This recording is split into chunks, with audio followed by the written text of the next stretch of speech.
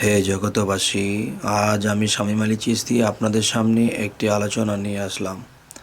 সে আলোচনাটি হলো যে মানুষ একটা জিনিস ভাবে যে যখন পৃথিবীতে বেঁচে থাকতে তো খাবার দাবার খেতেই হবে, কিন্তু যারা একটু আমিষ জাতীয় খাদ্য বেশি খায় তখন দেখা যায় তাদের মধ্যে যৌবনী শক্তিটা বেশি দেখা যায়। আর যৌবনী শক্তিটা যখন বেশি দেখা যায় তখন কিন্তু একটা অবিবাহিত ছেলের অবিবাহিত ছেলের বিবাহের প্রয়োজন হয়ে যায়। কেননা যে একটি হাদিসে এসেছে যে তোমরা যদি বিবাহ করার মতো তৌফিক না থাকে তাহলে তোমরা রোজা রাখো এবং খাদ্য তোমরা নিরামিষ খাও। কেন বলা হয় যে রোজা রাখলে নফস দমন থাকবে এবং যখন ভালো মন্দ বেশি একটা খাওয়া পড়বে তখন কি হবে যে নফসের তাগত বেড়ে যাবে। তখন কি হবে, তার মন স্থির থাকবে না, তার চরিত্র ঠিক রেখে চলতে পারবে না। তো এই যে বিষয়গুলো বলা হয়েছে। তবে আমাকে কেউ একটি কথা বলেছে যে মানুষের মধ্যে যেই পানি দ্বারা মানুষ পৃথিবীতে সৃষ্টি হয়ে আছে, জন্ম নিয়ে আসে, তাহলে সেই পানিটা নষ্ট যেহেতু হয়ে যায়, প্রবাহিত হয়ে যায়, ঘুমের ঘরে হয়ে যায়, বাস্তব হয়ে যায়, যেভাবেই হয়ে যায়, কিন্তু দেখা যায় এই পানিটা যদি পান করে ফেলা হয় তবে কি এর মধ্যে কোনো সুফল হবে, কি ভালো মন্দ হবে? দেখো বাবা, আমি যে কথাটা বলতে চাই সেই কথাটি হলো যে একটি ফোঁটা, যেমন মানুষের একটি ফোঁটার মধ্যে 46 লক্ষ কীট থাকে। 46 লক্ষ কীট থাকে এক ফোঁটাতে।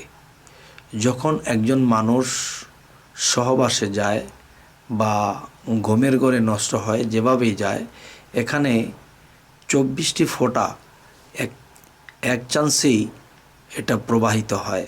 তখন কি হয় যে একটি ফোঁটাতে যদি 46 লক্ষ কীট থাকে তাহলে 24 ফোঁটাতে আমি হিসেব মিলিয়েছি যে কোটি ছাড়িয়ে যায়। তো কোটি যদি ছাড়িয়ে যায় তাহলে কি হয় যে এই কোটি জীব বা কীট, সেখানে কোটি কোটি প্রাণ বা জীব আত্মা। তাহলে দেখা যায় যে এই জিনিসটা যদি নষ্ট করে ফেলে তবুও কিন্তু সেই কোটি কোটি জীব মারা গেল। এবং দেখা যায় যদি এটাকে কেউ খেয়েও ফেলে তবে তার জীবাণু হিসেবে তার পাকস্থলিতে এটা হজম হয়ে যায় বা ওখানেও তারা মারা যায় এবং বাহ্যিকভাবেও এটা মারা যায়। তখন কি হলো যে একটি ভাষায় বলা হয়েছে জীব হত্যা মহাপাপ। তো জীব হত্যা মহাপাপ, দেখা গেছে জীবে তো জীব খেয়েই বাঁচে, গরু খাইতেছে, খাসি খাইতেছে, দুম্বা জবাই করে খাইতেছে, মোরগ খাইতেছে, কিন্তু দেখা যায় এটা একটা জীব খাইতেছে, দুইটা জীব খাইতেছে, কিন্তু দেখা যায় যে এক ফোঁটাতে যদি 46 লক্ষ কীট থাকে তাহলে এটা কোটি ছাড়িয়ে যায়।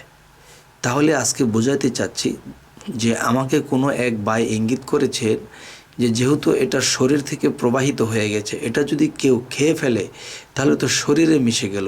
না বাবা, এই জিনিসটা যেখান থেকে প্রবাহিত হয়ে এসেছে সে রক্তের সাথে মিশেছিল কীট, আর সেখান থেকেই কিন্তু সে এই বেরিয়ে এসেছে। কিন্তু এটা যখন ভক্ষণ করবে তখন তার এখানে যে কোটির উপরে যেই 24 ফোঁটার মধ্যে যে কোটি কোটি ছিল, কীট ছিল, প্রাণ ছিল, তারা কিন্তু খেলেও মারা যাবে এবং তাদেরকে বাহিরে ফেললে তারা মারা যাবে।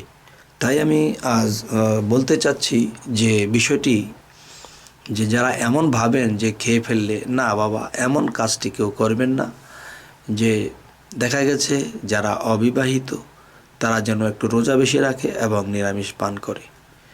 আর যারা বিবাহিত, হয়তো দেখা গেছে তাদেরকে আল্লাহ একটা আইন করে দিয়েছেন, যে নবীর একটা আইন আছে, তো ওই আইন মেনে যদি চলে তাহলে তাদের এটা রাখার ভাণ্ড আছে।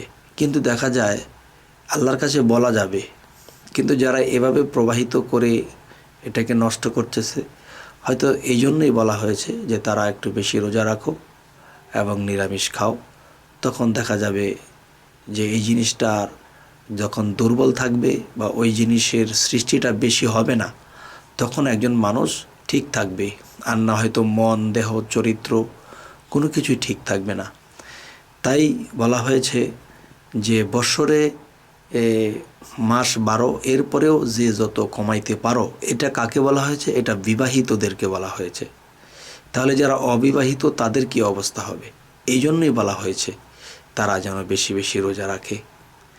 আচ্ছা, তো আজকে আমার এই আলোচনাগুলো করার পিছনে একটি কারণ হলো যে আমাকে কিছু ভাই কমেন্টেও বলেছে এবং আমাকে কিছু ভাই এমনিতেও ফোনেও বলেছে যে এই জিনিসটা যেহেতু প্রবাহিত হয়ে যায় তাহলে খেয়ে ফেললে নিজের দেহে মিশে যাবে। তখন আমি এটাই তাকে বলে দিলাম এবং বলে তো দেখা গেছে 2জন তার 4জনকে হয়তো বলে দেওয়া যায়, কিন্তু দেখা যায় যে এই ভিডিওর মাধ্যমে এর সমস্ত আশেক ভাই ও বন্ধুরা সকলেই পেয়ে গেল। তবে এই আলোচনাটি আপনাদের কেমন লাগলো তো অবশ্যই আমাকে জানাবেন, এবং আমাদের এই চ্যানেলের আলোচনা যদি আপনাদের ভালো লাগে তো অবশ্যই সাবস্ক্রাইব করবেন এবং পরবর্তীতে আমাদের বাকি ভিডিওগুলো আপনাদের সামনে পৌঁছে যাবে। তো আজ এ বলেই রাখছি, সকলেই ভালো থাকবেন। আল্লাহ হাফিজ।